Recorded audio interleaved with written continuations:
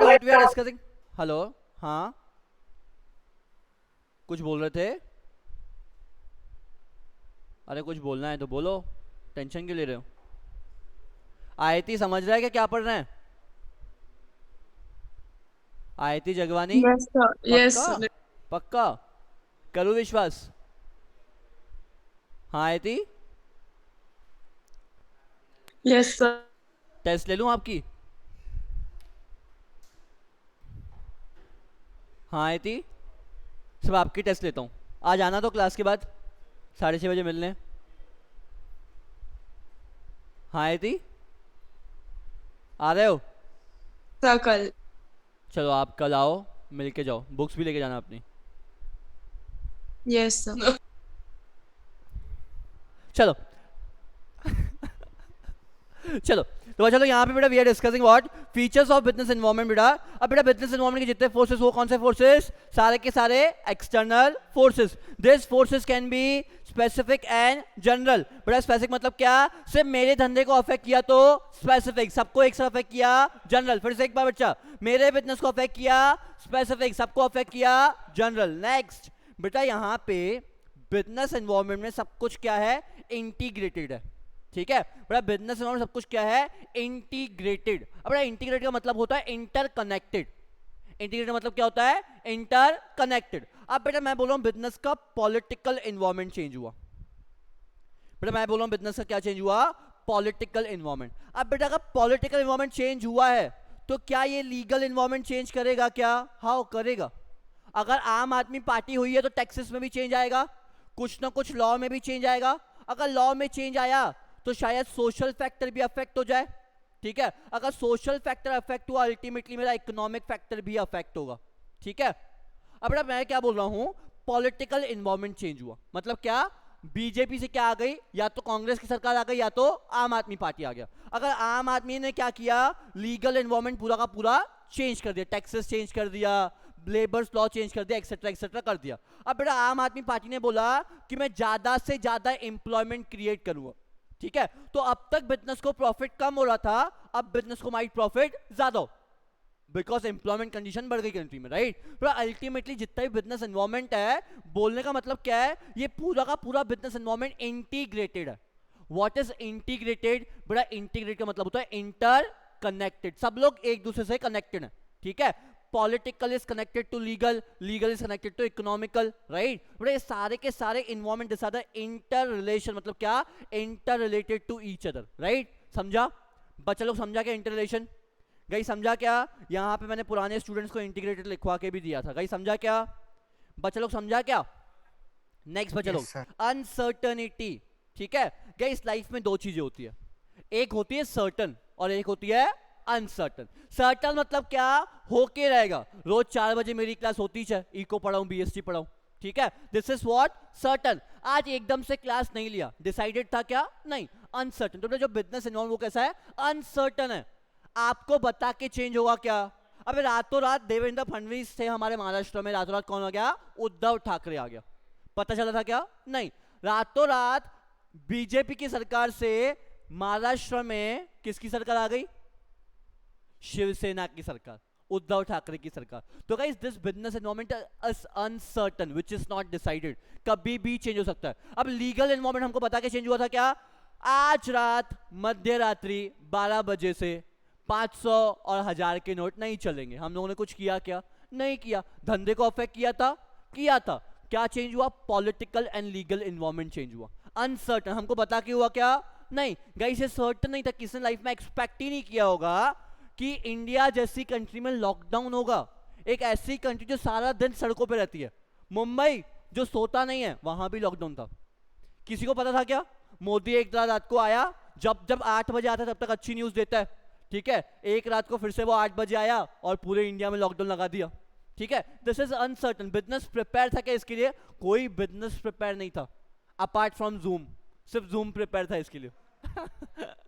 ठीक है, जूम और अंबानी दोनों प्रिपेयर थे, दोनों को पता है हमारा धंधा होने वाला है, और इन्होंने कमाए हैं पूरे 1.5 साल में टेक कंपनी से बहुत ज्यादा कमाया है। जितनी भी टेक कंपनीज हैं आप देखो कितना कमा के बैठे हैं। पूरी टेक कंपनीज ने कमाए 2 साल में, सिर्फ टेक, फार्मा और एफएमसीजी 2 साल में जो कंपनीज बूम पे, ये सिर्फ ये 3 कंपनीज, टेक्नोलॉजी, फार्मा और एफएमसीजी। अब एफएमसीजी क्या होता है गाइस? किसी को एफएमसीजी का फुल फॉर्म पता है क्या गाइस? एफएमसीजी सुना है क्या? एफएमसीजी। तुम लोग में से हमेशा पूछते हो सर कौन से स्टॉक्स में इन्वेस्ट करना चाहिए? एफएमसीजी के स्टॉक्स में इन्वेस्ट करना चाहिए। हाँ एफएमसीजी के स्टॉक्स में इन्वेस्ट करना चाहिए। हाँ, बख्शी साहब आपने सुना है एफएमसीजी? आप मेरे को एक बार फुल फॉर्म बताएं एफएमसीजी का। मैंने भी सुना है। मैंने भी सुना है। गाइस मैं एफएमसीजी का फुल फॉर्म होता है Fast fast moving consumer goods. Movable consumer goods. FMCG stands for fast movable consumer goods. ऐसे गुड्स जो फटाफट दुकान से निकल जाते हैं। फॉर एग्जाम्पल बिस्किट्स, रखा दुकान पे, गायब हो जाएगा 4-5 दिन में। ठीक है, हमारी हल्दीराम्स की ब्रेड हम लोग दुकान पे रात को रखवाते हैं, सुबह गायब हो जाती है। फास्ट मूवेबल कंज्यूमर गुड्स में आती है। ठीक है, for example your wafers, chips, Kurkure, ये क्या है? FMCG, fast movable consumer goods. But अगर मैं बोलूं लास्ट 2 ईयर में पार्ले, पार्ले को सब लोग पहचानते हो? अब गाइस पार्ले मतलब पार्ले जी नहीं होता। पार्ले बहुत सारे प्रोडक्ट प्रोड्यूस करता है। जो तुम लोग इतने सारे चॉकलेट्स खाते हो आज की तारीख में, ठीक है, वो सारे आजकल पार्ले ही बना रहा है। ठीक है, जो तुम लोग क्रीम बिस्किट खाते हो वो सब कुछ आउटसोर्स पार्ले के पास ही है। बनाता पार्ले ही है, बट अलग अलग कंपनी उसको मार्केट करती है। ठीक है, अलग अलग कंपनी अपने नाम से बेचती है, बट बना के सबको पार्ले ही देता है। जितने भी बिस्किट्स बनते हैं इंडिया में 2 कंपनी बनाती है, पार्ले और ब्रिटानिया। पार्ले और ब्रिटानिया, बाकी सारी कंपनियां अपनी पन्नी लगा के उसको बेचती है मार्केट में। बनाती है 2 कंपनियां ही से, बिकॉज इनके पास सबसे बड़ा मैन्युफैक्चरिंग सेंटर है। ठीक है, तो गाइस ये सारे प्रोडक्ट एफएमसीजी में आते हैं। 2 साल से पार्ले का स्टॉक बढ़ा जा रहा है, बिकॉज यहाँ रिसेशन नहीं है। एफएमसीजी लोग कंज्यूम करेंगे ही करेंगे। आशीर्वाद आटा पता है? आशीर्वाद आटा 100% शुद्धता का वादा, ठीक है, उसके भी स्टॉक्स बढ़े, एफएमसीजी में आता है। लोगों को लगता है पैक्ड चीजें परचेज करनी चाहिए बिकॉज कोविड है, राइट? तो ये सारी सेक्टर्स बूम पे आए हैं। तो आपको हमेशा एफएमसीजी में इन्वेस्ट करोगे तो 2 बार भी नहीं सोचना है, आपको सोचना ही नहीं है। एफएमसीजी में इन्वेस्ट कर दो, एफएमसीजी हमेशा ऊपर रहेगा। ठीक है, फिलहाल फार्मा कंपनीज भी ऊपर है।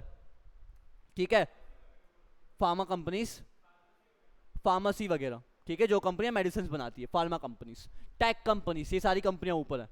ठीक है, HCL के शेयर्स परचेज करो, हमेशा बूम पे रहेंगे। HCL, ठीक है।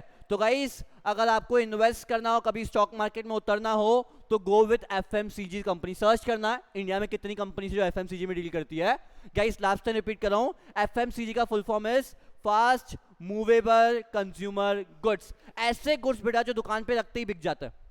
ठीक है, ऐसे गुड्स जिनको दुकान पे स्टोर नहीं करना पड़ता। अब कॉस्मेटिक्स ये एफएमसीजी में आते हैं क्या? नहीं आते, इनको दुकान पे स्टोर करना पड़ता है, ये बहुत टाइम के बाद बिकते हैं। ठीक है, फॉर एग्जाम्पल ये ब्यूटी प्रोडक्ट्स ये सब कुछ दुकान पे रखे रहते हैं 5-5 महीने 6-6 महीने, बट चिप्स कुरकुरे आज रखवाया 2-3 दिन में गायब, मैक्स टू मैक्स 1 हफ्ता 10 दिन गायब। तो guys this all comes under FMCG, और ये कभी बिकना बंद होगा ही नहीं, और ये ऑनलाइन भी नहीं आ सकता। ये बिकेगा, भले ऑनलाइन के थ्रू बिकेगा, बट इंसान खाएगा तो सही ना। ठीक है, तो अगर आप लोग फ्यूचर में अपनी कोई कंपनी स्टार्ट करो, या तो go for recycle, something called recycle, या तो go for your FMCG company. ठीक है, डोंट गो फॉर समथिंग जिसको स्टोर करना पड़े।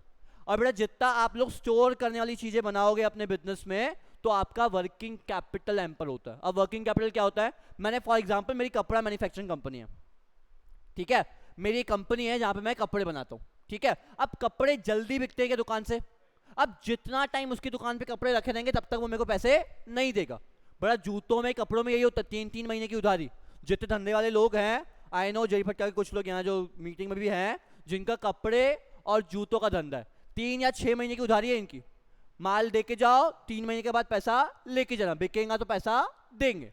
तो भाई इनकी 3-3 महीने की उधारी है। हमारा हल्दीराम्स, ठीक है, सुबह माल आता है, वहां पे ऑलरेडी चेक साइन करके दिया हुआ है पापा का, पहले पैसे कटते हैं बाद में माल आता है। FMCG, this the power of FMCG. और हम लोग किसी दुकानदार को माल देते हैं, ये माल कोई उधारी नहीं है हमारे धंधे में, ये माल रखा, ये पैसे चाहिए, नहीं तो माल भी नहीं है हमारे पास। एफएमसीजी का पावर है, बिकॉज पता है आज इसके पास माल रखूंगा, शाम तक बेच देगा माल। हमारी एक्सपायरी, हम लोग एक्सपायरी नहीं लेते। ऐसा होता है कि हमको बहुत बार एक्सपायरी दुकान से उठानी पड़ती है, बट एक्सपायर हो जाए तुम्हारे सर पे, हमारे सर पे नहीं है। हल्दीराम से हम लोग नहीं लेते। ऐसे बहुत सारे होलसेलर से एक्सपायरी लेते हैं, बट मेरे पापा नहीं लेते एक्सपायरी। एक्सपायर हो गए तुम्हारे सर पे, बिकॉज पापा दुकान पे माल ही उतना पहुंचवाते हैं जितना उसके पास बिक जाए, हम लोग ज़्यादा माल देते ही नहीं है। तेरी औकात है 100 रुपये की माल बेचने की, 100 रुपये का बेच, हम लोग 100 रुपये का ही दिलवाते हैं उसको, एग्जाम्पल दे रहा हूँ, ठीक है। तो एक्सपायरी हम लोग उठाते नहीं। जो बड़े काउंटर्स हैं जहाँ 5 और 6 हज़ार का रोज का ब्रेड बिकता है, सिर्फ ब्रेड 6-6 हज़ार का, तो वहाँ से एक्सपायरी आती है, सिर्फ वहाँ से उठाते हैं, बाकी चिल्लर गिराक से नहीं, ठीक है। तो गाइज FMCG है वो मोर पावर, और FMCG में उधारी कभी नहीं होती, फटाफट माल बिकता है, फटाफट पैसा आता है, ठीक है। तो चलो, तो guys interrelated, uncertain and guys business environment dynamic है। गाइस डायनामिक का मतलब होता है कीप्स ऑन चेंजिंग। गाइस वहां पे लिख लो, डायनामिक का मतलब क्या, कीप्स ऑन चेंजिंग, बदलता रहेगा, रुकेगा ही नहीं, keeps on changing. Guys dynamic का मतलब क्या होता है, business environment will be keeps on changing. Next बेटा, कॉम्प्लेक्स इन नेचर, समझना चाहो तो भी नहीं समझ सकते, क्या है, कॉम्प्लेक्स है।